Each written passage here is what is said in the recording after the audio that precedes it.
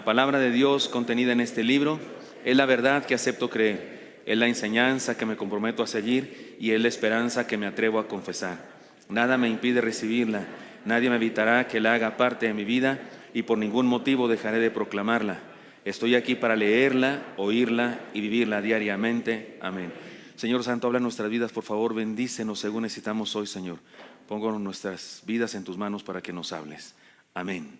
La serie ya comenzó, la serie comenzó antes, por eso ahora el video que veremos ahora es algo así como en las series de la televisión, un resumen para ubicarnos dónde estamos ahora, ¿de acuerdo? Adelante con esta introducción.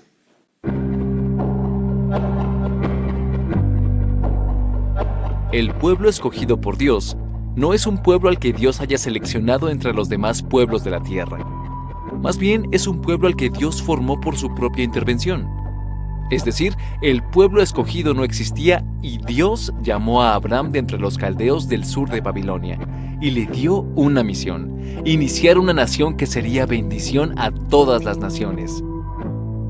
Este pueblo no siempre fue fiel a Dios y en varias ocasiones fue necesario que Dios interviniera para defenderles, salvarles y darles una nueva oportunidad para regresar a Él. Antes de conquistar la tierra prometida, anduvieron 430 años en otras tierras y durante ese tiempo fueron esclavos en Egipto. Pero Dios tenía planes y cumple su promesa de estar con ellos para bendecirles. Mandó a Moisés para liberarles y por medio de grandes manifestaciones de su poder, los hizo salir de Egipto. Les hizo pasar por el Mar Rojo en seco, les dio maná del cielo y agua de la roca. Les dio victoria sobre sus enemigos en el camino. Y lo más importante, les dio por medio de Moisés los 10 mandamientos en 2 tablas de piedra escritas por su propia mano. Ellos, sin embargo, en lugar de esperar a conocerle tal como él quería que lo conocieran, se hicieron una imagen porque querían a un Dios a su manera, para poder adorarle de acuerdo a las tradiciones de los otros pueblos. Moisés entiende que aquel pueblo no merecía el regalo y quiebra aquellas tablas escritas por el dedo de Dios. El pecado fue tan grave que la disciplina incluyó la muerte de muchos. Moisés intercede de manera heroica ante Dios y Dios les da una nueva oportunidad. Y dijo Jehová a Moisés: alízate 2 tablas de piedra como las primeras, y escribiré sobre esas tablas las palabras que estaban en las tablas primeras que quebraste. Y ante la intercesión de Moisés pidiendo perdón, y él contestó: he aquí yo hago pacto delante de todo tu pueblo. Haré maravillas que no han sido hechas en toda la tierra, ni en nación alguna, y verá todo el pueblo en medio del cual estás tú la obra de Jehová, porque será cosa tremenda la que yo haré contigo. Esta es la historia de la raza humana, de todos nosotros. Un Dios de amor nos ha escogido para derramar gracia sobre nuestras vidas. Nos busca para bendecirnos. Nosotros le fallamos y por nuestro pecado nos alejamos de Él. Pero somos el pueblo al que Él formó y llamó para cumplir una misión, y nos da nuevas oportunidades. Nos da el regalo de su ley, que nos muestra el camino de la plenitud, la felicidad y la salvación por su gracia. He aquí el regalo por el cual cumplirá esta promesa. Haré maravillas que no han sido hechas en toda la tierra, ni en nación alguna, y verá todo el pueblo en medio del cual estás tú, la obra de Jehová, porque será cosa tremenda la que yo haré contigo.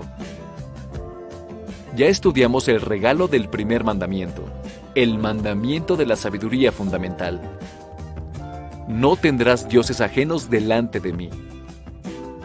Este mandamiento se obedece cuando reconocemos que hay un Dios y lo buscamos para ponernos en sus manos. Y lo incumple quien niega a Dios, quien es indiferente y quien pretende someter a Dios a sus ideas y adorarlo a su manera. Estudiemos ahora el regalo del segundo mandamiento, el mandamiento de la sabiduría práctica. No te harás imagen ni ninguna semejanza de lo que esté arriba en el cielo, ni abajo en la tierra, ni en las aguas debajo de la tierra. No te inclinarás a ellas, ni las honrarás, porque yo soy Jehová tu Dios, fuerte, celoso, que visito la maldad de los padres sobre los hijos, hasta la tercera y cuarta generación de los que me aborrecen. Y hago misericordia a millares, a los que me aman y guardan mis mandamientos. Aceptemos y disfrutemos el regalo de Dios y encontremos el camino de regreso.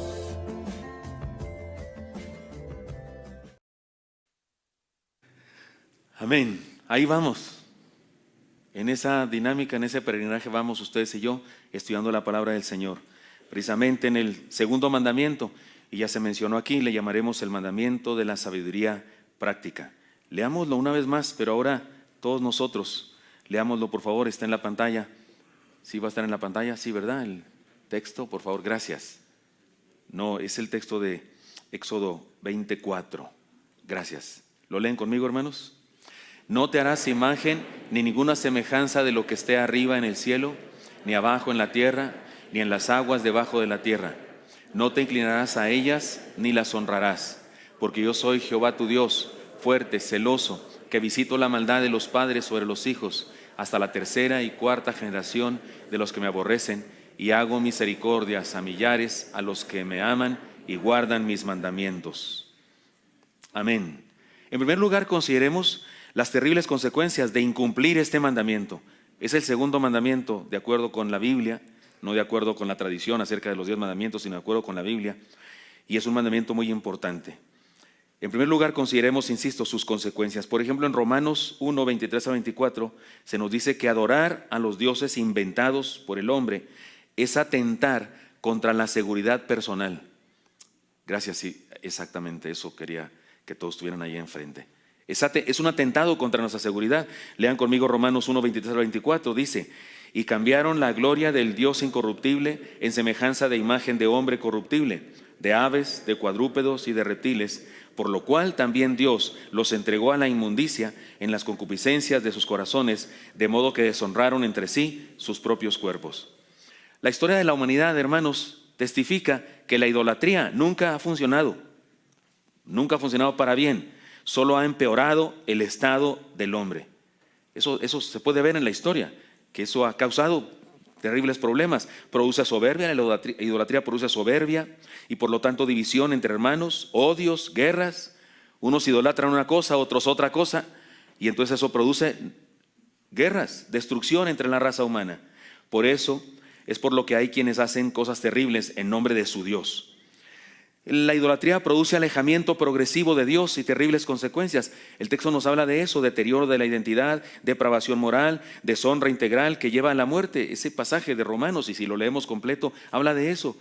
La idolatría, adorar las criaturas en vez del Creador, fue llevando al ser humano una depravación espantosa que nos tiene ahora mismo en problemas bien serios como humanidad. La idolatría funciona en el nivel de la sugestión, en el nivel de la satisfacción personal, el orgullo religioso.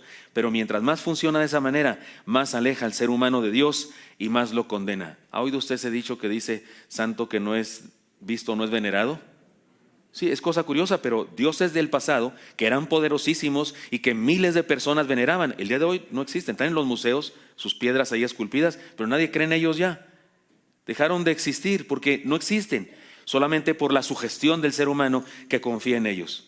Debemos decirlo, los dioses, ídolos de otras épocas, están enterrados, quebrados, la mayoría olvidados. Si digo ya no existen, la verdad es que estoy diciendo una locura, porque nunca existieron, punto, nunca existieron.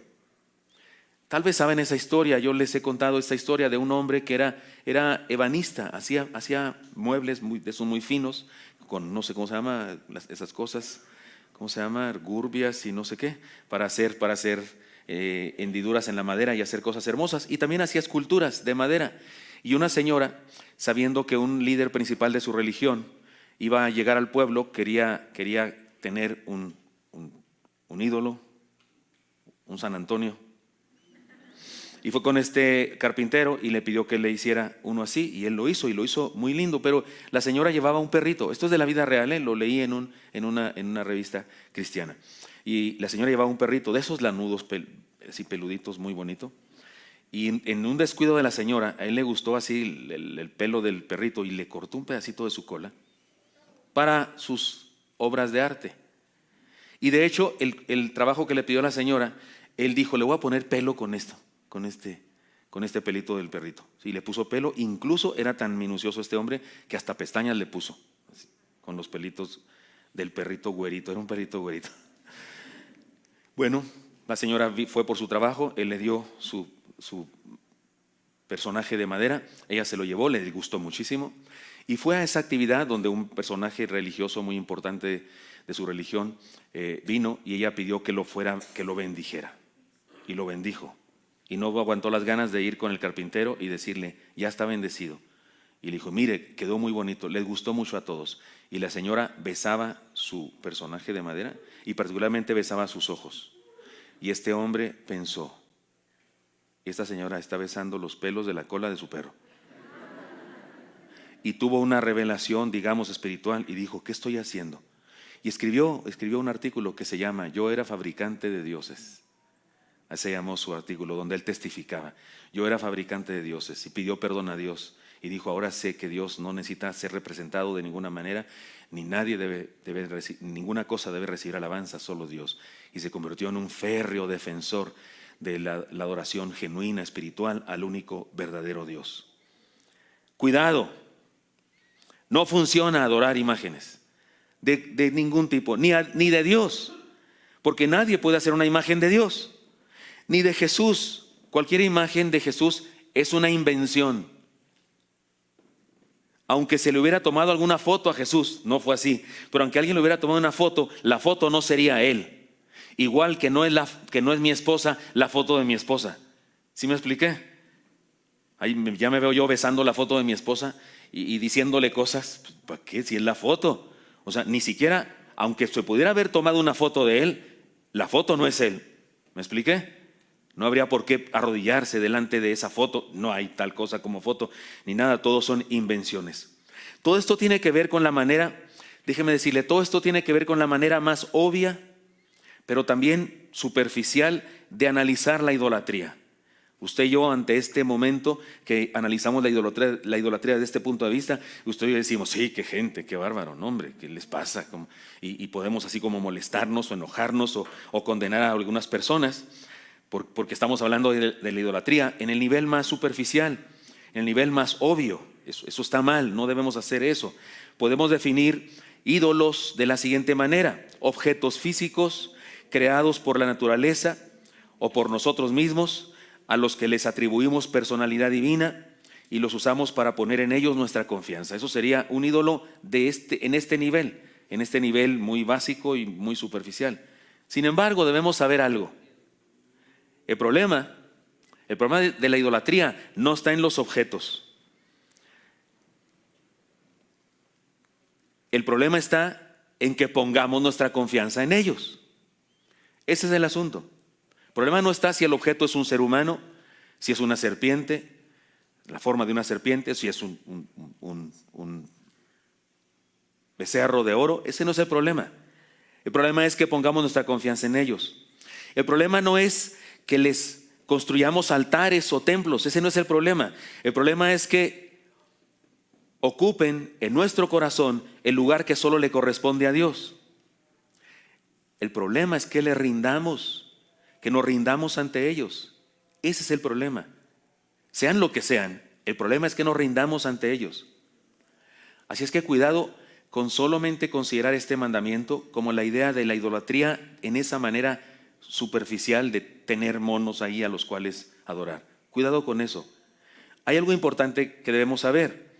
En el tiempo en el que Dios le dio a su pueblo este mandamiento, la gente tenía ídolos para cada circunstancia de la vida. ¿Saben ustedes?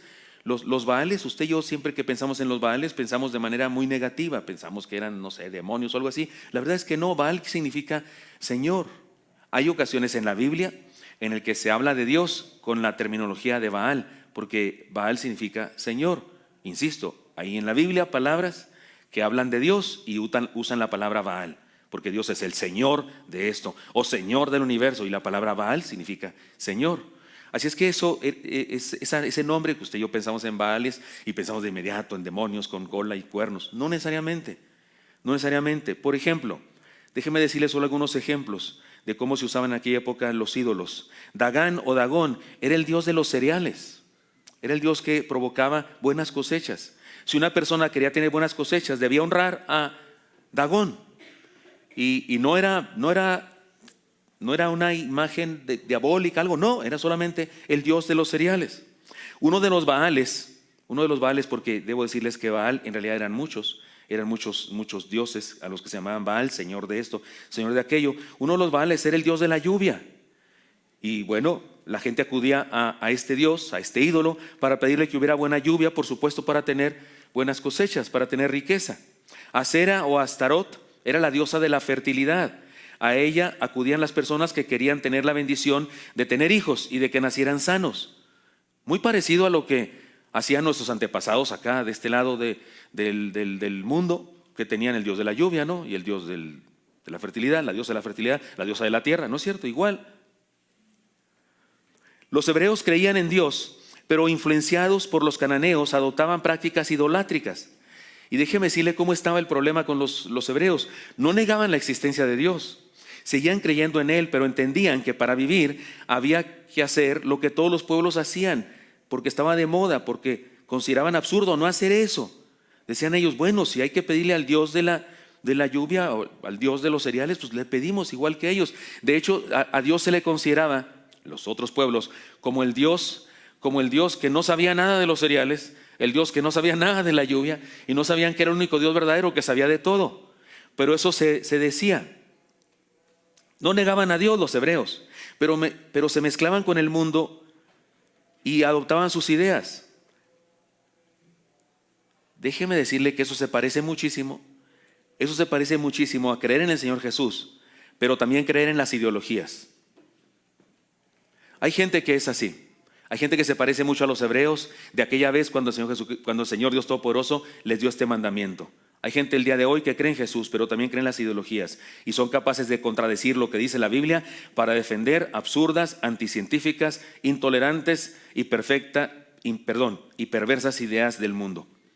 Algunos el día de hoy pretenden subordinar la palabra de Dios a lo que dicen los políticos de nuestro tiempo respecto a las preferencias, por ejemplo. Algunos que se dicen cristianos al día de hoy se creen muy cultos, se creen muy a la moda, pero no son más que idólatras forzados por el consenso.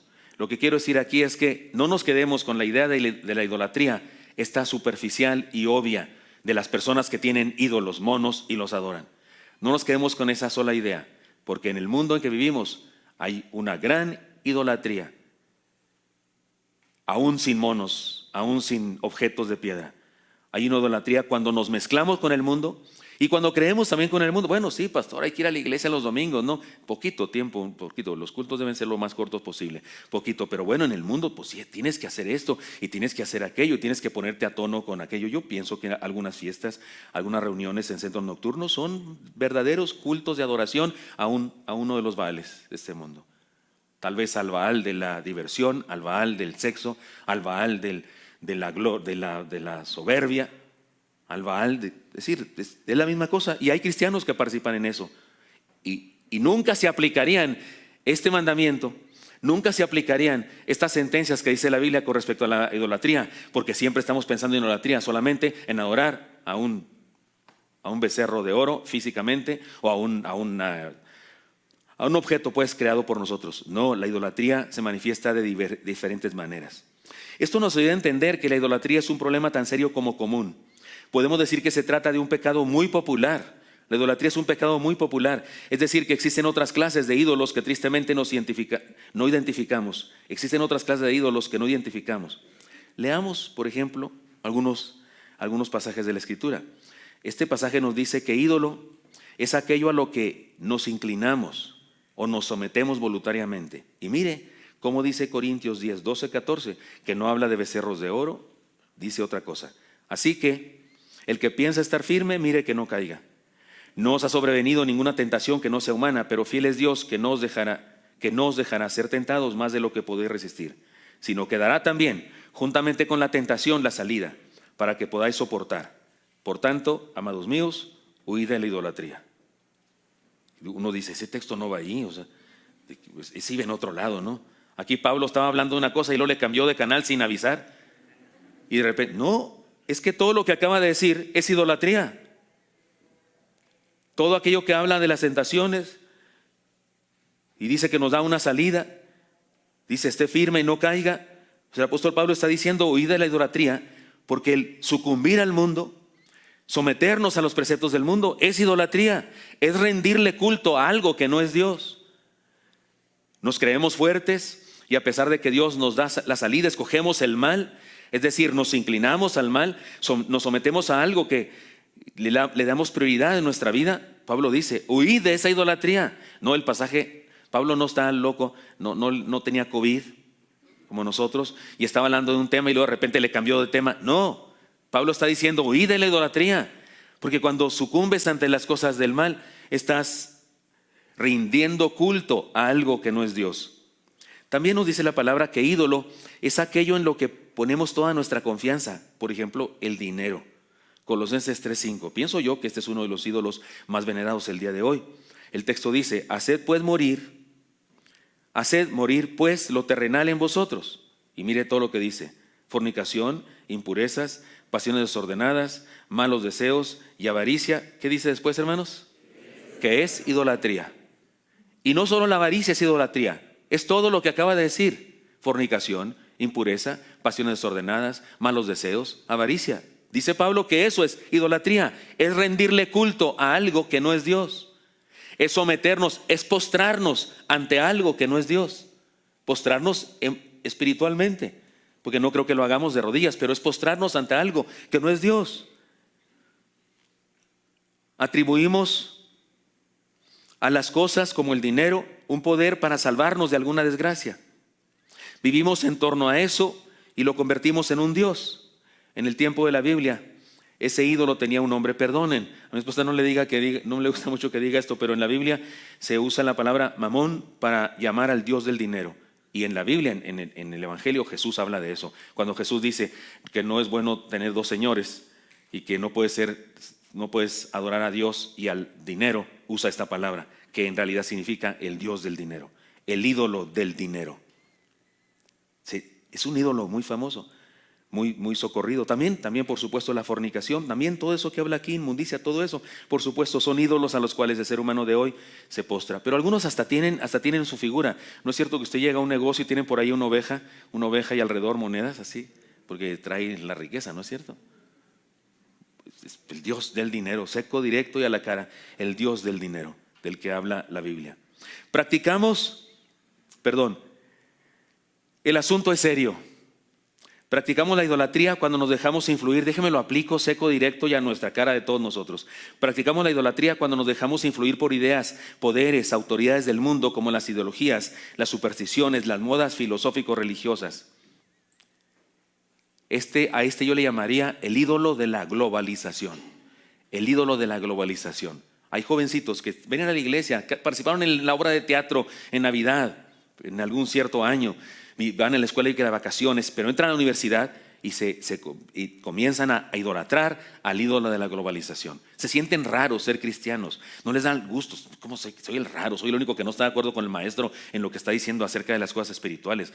Soy el maestro de biología niega la creación de Dios y piensa en la evolución y dice que no hay tal cosa como Dios y que es una mentira y que no sé qué. Y a ese joven pues no se siente incómodo, se siente raro. Y entonces empieza a dejarse influir por el ídolo de la globalización. Y al rato hasta deja venir a la iglesia un poco. Y de repente viene y va creciendo y de repente viene y crea algunas cosas, pero otras le parece difícil. No, es que no es posible y empieza a dejar de creer. Es el ídolo de la globalización. Practicamos la idolatría cuando ponemos nuestra confianza en un llamado profeta, un autonombrado apóstol o un cantante famoso y creemos en sus ideas antibíblicas porque de repente sus canciones son herejías. Este es el ídolo del falso evangelio humanista. Practicamos la idolatría cuando fundamos nuestras creencias en lo que dicen sus conferencias o los libros de un gurú de liderazgo, un gurú de los negocios, y aspiramos a un éxito material, porque hay quien lee más el libro Padre Rico, Padre Pobre que la Biblia. Hay quien lee más libros de superación personal. La historia, el testimonio de un hermano que un día vendió un pollo a 10 centavos y que ahora vende millones de pollos en el mundo. Y hay quienes leen más eso y creen más en esos preceptos que en la Biblia misma. Es más, no se pierden una sola conferencia sobre esos temas, aunque sí se pierden algunos cultos. El ídolo de la prosperidad. Practicamos la idolatría cuando sucumbimos ante la cultura del mundo y la consideramos superior a las enseñanzas de la palabra. Hay gente que es así. Hay gente que se dice cristiana, pero de alguna manera tiene así la idea como que, pues sí, las ideas de la Biblia, sí, pero ya son viejas, no son pasadas de moda, pero ahora hay otras cosas y piensa que el mundo y sus ideas son superiores a la palabra del Señor. ¿Saben una cosa? Jezabel, déjenme les digo algo, que tal vez nos dé luz sobre eso. ¿Se acuerdan? Jezabel, ¿saben quién es Jezabel? Jezabel, la esposa de Acab, un rey. No era tan malo él sí creía en el profeta Elías, pero era mandilón. Y su esposa, que era de otra tribu, era idólatra de los Baales y Astoret también. Quiero decirles que ella era una mujer culta, vestía a la moda.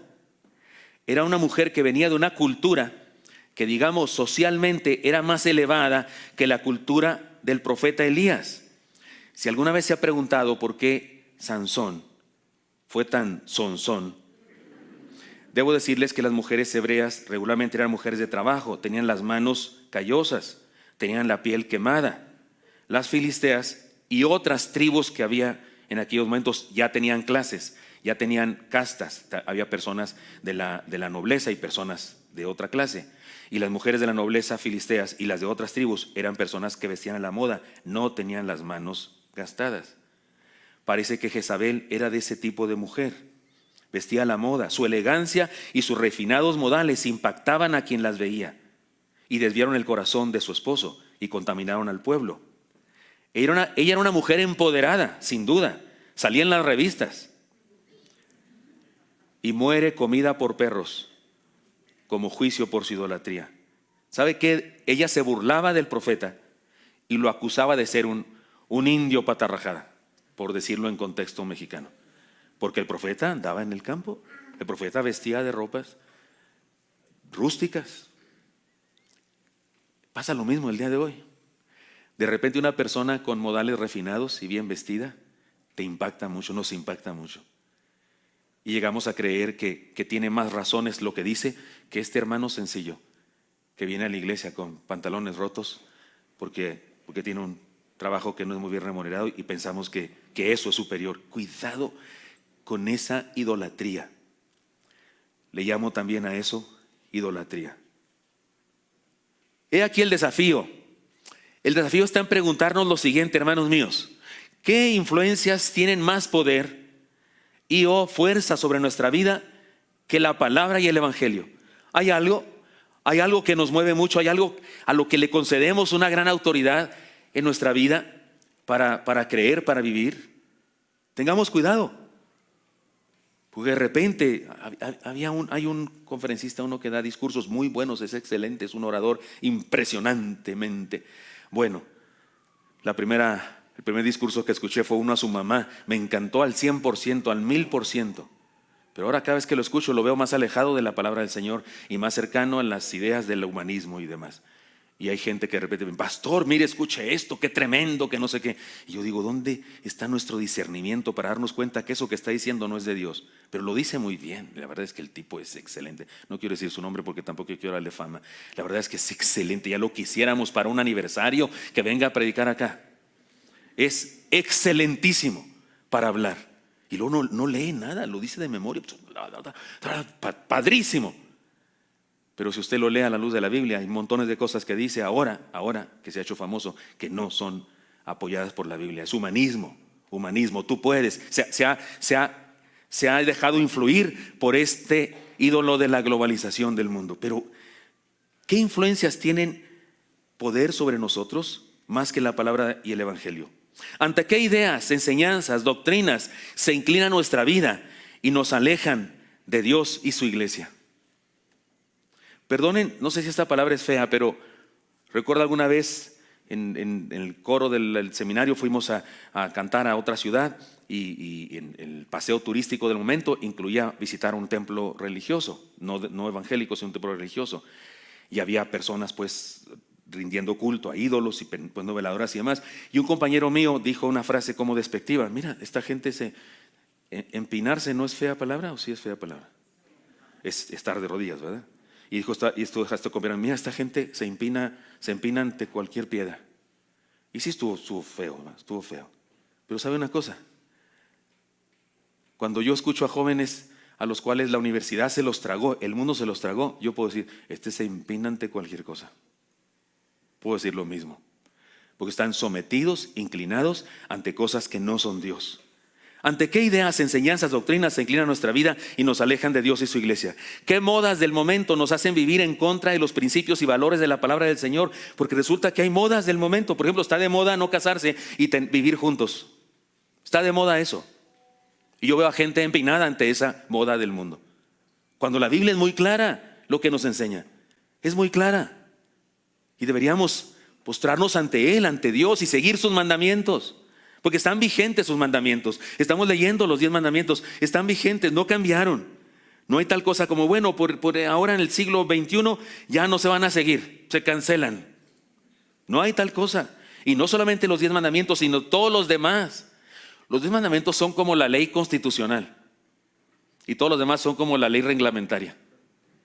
Así es en la política moderna acá, ¿verdad? Cuando se hizo la ley de las asociaciones religiosas, nomás decía eso, que las iglesias ya existimos y tenemos personalidad jurídica. Pero después se tuvo que hacer la ley que reglamenta todo eso. Después de los 10 mandamientos, está todo lo demás que Dios le dijo al pueblo. ¿Cómo se viven esos 10 mandamientos? ¿Qué modas del momento nos hacen vivir en contra de los principios y los valores de la palabra del Señor? Hermanos míos, este mandamiento se obedece cuando rechazamos cualquier objeto de nuestra adoración. Este mandamiento se obedece cuando usted y yo rechazamos cualquier objeto de nuestra adoración. Y por objeto no entiéndase cosa material. Objeto directo, en gramática, objeto. Aquello en donde recae nuestra acción, sea lo que sea, persona, idea, objeto físico. Este mandamiento se obedece cuando rechazamos cualquier objeto de nuestra adoración. Se incumple cuando ponemos a personas, cuando ponemos a ideas, cuando ponemos objetos físicos en lugar exclusivo que corresponde a Dios. Como el domingo pasado, perdónenme de no predicar un sermón triunfalista, especialmente en este día que tenemos ayuno y oración, y un sermón que diga: estamos bien, tú puedes y te concentras bien. Perdónenme, pero estamos estudiando el camino de regreso. Y Dios le enseñó al pueblo hebreo el camino de regreso, y las bases del camino de regreso es precisamente los 10 mandamientos. Y había que estudiarlos uno por uno y entenderlos en su dimensión exacta, porque casi siempre usted y yo, cuando pensamos en los 10 mandamientos, pensamos en cosas fáciles de cumplir, cosas que el pueblo judío, que brutos, que insensatos, no las cumplieron del todo. Pero nosotros, yo jamás sería un idólatra, yo jamás practico la idolatría. Pero si estudiamos bien el asunto, resulta que no es verdad. Resulta que es bastante popular y común la idolatría, tanto que el Nuevo Testamento, el apóstol Pablo, también Pedro, le dice a los que escuchan, a los que leen sus cartas, que tengan cuidado con la idolatría. Por eso creo que sí, usted y yo debemos ser muy serios en ese punto. Quitemos de nuestra vida todo ídolo y encontremos el camino de regreso a nuestro Señor. Quitemos de nuestra vida todo ídolo, analicemos. Por eso dije que el desafío es preguntarnos: ¿qué cosa? ¿Qué idea? ¿Qué autoridad? ¿Qué fuerza que hay en el mundo está haciéndome sucumbir y estoy sometiéndome a eso, y que no es Dios? Y mire, yo no estoy loco, no soy un fanático que critica todo lo que hay en el mundo. No, yo voy con el doctor cuando me va a ver, cuando tengo necesidad. Voy con el doctor, estudio libros y leo, por supuesto. No estoy en contra de la cultura ni del conocimiento, no. Pero sí me queda bien claro que no hay ninguna cosa ni idea que sea correcta si está en desacuerdo con la palabra del Señor. No voy a decir: es que la Biblia es muy vieja, es que la Biblia fue escrita en otra. No, es la palabra de Dios, está vigente, es moderna, es revolucionaria aún el día de hoy. Y cualquier idea, precepto de psicología, psiquiatría, de cualquier idea que exista, que contradiga lo que dice la palabra del Señor, es un error. Está por debajo de la palabra. Las ideas del mundo debemos creerlas al estudiarlas a la luz de la palabra. Toda ciencia debe someterse a la palabra. no al revés. Pero tristemente en el mundo en que vivimos se exalta, el pensamiento humano se exalta. Hay gente que les encanta, no, como dijo Sócrates. Y ¿nunca han leído lo que pensaba Sócrates de las mujeres? ¿Nunca han leído lo que pensaba Sócrates de los esclavos? Cosas nefastas, cosas que el día de hoy se condenarían. Bueno, ¿para qué les digo más? ¿Nunca han sabido cuál era la condición sexual de Sócrates y de sus discípulos?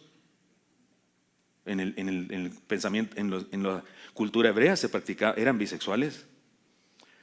Se decía, ¿quieres tener una familia honorable? Cásate con una mujer. ¿Quieres tener placer y ser feliz? Consíguete un hombre. Estos filósofos famosos que el mundo pondera y exalta por encima de la palabra. Si usted conociera su tipo de vida, lo dice, no lo digo yo, lo dicen sus historiadores. Pero ahí andamos rindiendo culto a la cultura del mundo cuando es la palabra la que debe ser obedecida. Ya nos dijo el primer mandamiento, no tendrá Dios ajenos delante de mí. Y ahora nos dice el Señor, ni te harás imagen, ni ninguna semejanza de lo que esté arriba en el cielo ni abajo en la tierra. No te inclinarás a ellas ni las honrarás. Y lo dice Dios, porque yo soy Jehová, tu Dios fuerte y celoso. Y dice todo lo demás. Hermanos míos, seamos fieles, seamos una iglesia con fidelidad, seamos una iglesia sana. El día de hoy, particularmente en el mundo religioso, se practica también la idolatría. Yo puedo ver eso en congregaciones, especialmente neocarismáticas, que adoran becerros de oro, manifestados en el profeta, en la alabanza, en una idea, en cosas, en doctrinas equivocadas. Hermanos, seamos santos.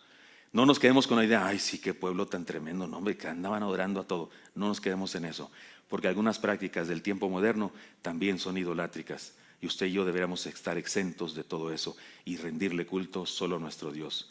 Discúlpeme, pero déjeme ponerle lo positivo de este asunto. El Señor dijo este mandamiento en este contexto. Moisés le pide perdón, Señor, perdónanos. Y le dice Dios a Moisés, sí los perdono. Y voy a hacer maravillas con ustedes. Voy a hacer maravillas que nunca se han hecho sobre la tierra. Porque será cosa tremenda lo que voy a hacer contigo y tu pueblo. Cuando somos fieles, cuando entendemos sus mandamientos y los vivimos, será cosa tremenda lo que Dios va a hacer con nosotros.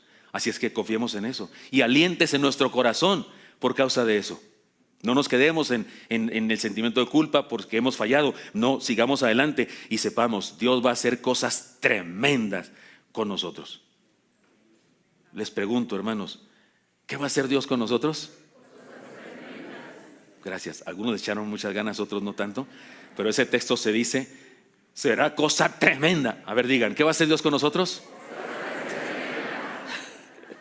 Muchas gracias. Señor Santo, bendito seas. Gracias por tu amor, tu misericordia.